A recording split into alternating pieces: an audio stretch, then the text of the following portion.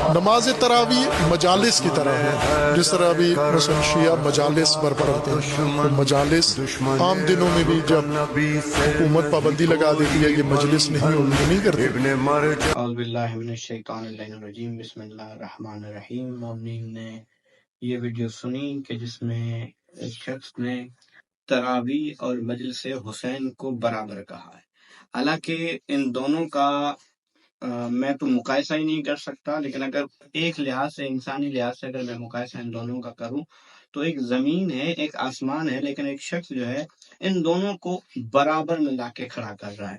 کیا ہے تراویح؟ کیا ہے تراویح؟ انہوں نے اپنی کتابوں میں لکھا ہے کہ تراویح بدعت ہے، لیکن کون سی بدعت ہے؟ نعم البدعت، اچھی بدعت ہے، یہ انہوں نے لکھا ہے۔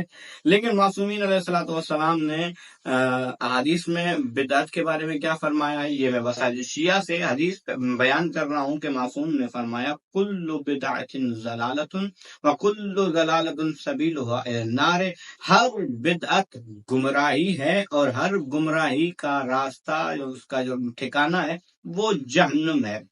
یہ ان کا ہو گیا۔ اب ذرا دیکھتے ہیں کہ مجلس امام حسین علیہ الصلوۃ والسلام یا مجلس ائمہ معصومین علیہ الصلوۃ والسلام کے بارے میں معصومین کی کیا حدیث ہے۔ میں مختصر میں جلدی بہت چیزیں بیان کرنی ہے اور میں صرف اشارہ دیتا جاؤں گا۔ ایک وہ چیز ہے کہ جس کو معصوم نے بدعت، بلکہ ان لوگوں نے بھی بدعت قرار دیا ہے کہ جو خود اس پر عمل کر رہے ہیں۔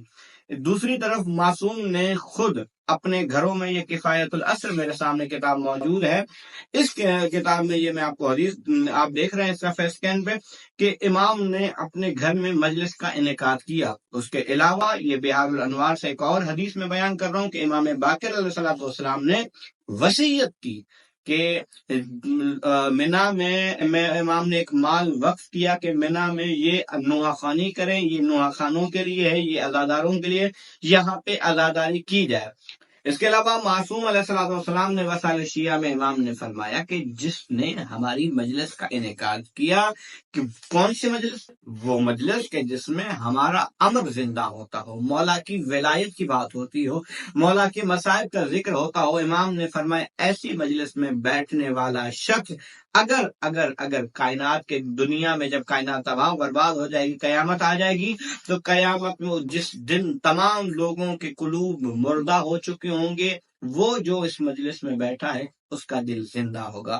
اس کے علاوہ معصومین علیہ الصلوۃ والسلام نے بہت زیادہ حدیث مجلسیں کہ ان کا امر جہاں پہ زندہ ہو، یعنی ان کی ولایت کی بات ہو، امام نے قال لفضیل، امام نے فضیل سے فرمایا تو حدثونا و تجلسون، تم مجلس میں بیٹھتے ہو، یعنی آپس میں مجلس کرتے ہو اور وہاں پہ حدیث بیان کرتے ہو۔ اس نے کہا نہ مولا، جی ہاں، ہم مجلس میں بیٹھتے ہیں، وہاں پہ حدیث بیان کرتے ہیں۔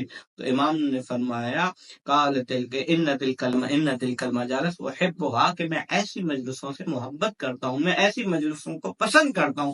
امام نے فرمایا وہاں پر بیٹھے وہ شخص خود اس مجلس میں ذکر کرے ہمارا، یا اس کے سامنے ہمارا ذکر کیا جائے، اگر اس کی آنکھ سے آنسو نکل آئے، کون سا آنسو؟ کوئی چہرہ پر نہیں کر دے، نہیں، بلکہ اگر مکھی کے پر جتنا بھی اس کی آنکھ سے آنسو نکل آئے، تو امام نے فرمایا اگر اس آنسو کے بدلے میں اس کے سمندر جتنے بھی گناہ ہوں تو خدا ان کو معاف کر دیتا ہے۔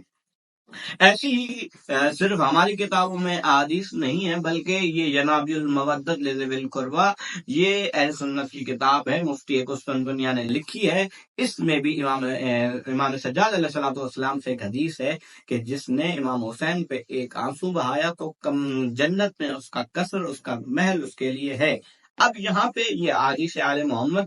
اب ذرا مجلس کی اہمیت کے لیے میں دو چیزیں بیان کرنے لگا ہوں۔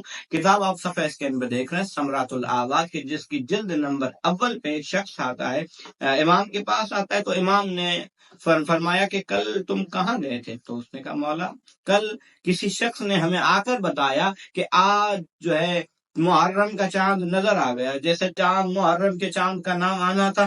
کسی اور ماتمی نے، کسی اور عزادار نے کہا کہ آج میرے گھر میں مجلس کا اہتمام ہے، چلو میرے گھر میں چلتے۔ امام نے فرمایا اس مجلس میں تم جب دروازے سے باہر نکلے تو تمہارا کسی شخص کے ساتھ ٹاکرا ہوا؟ اس نے کہا مولا ایک شخص کے ساتھ میرا دروازے پہ، جب میں پہنچا مجلس سے نکلا تو ایک شخص کے ساتھ میرا دروازے پہ ٹاکرا ہوا۔ تو امام نے فرمایا تم نے اس کو پہچانا؟ اس نے کہا نہیں مولا، اندھیرا تھا، ہوا تاریک تھی، میں پہچان نہیں پایا۔ امام نے فرمایا میں تھا۔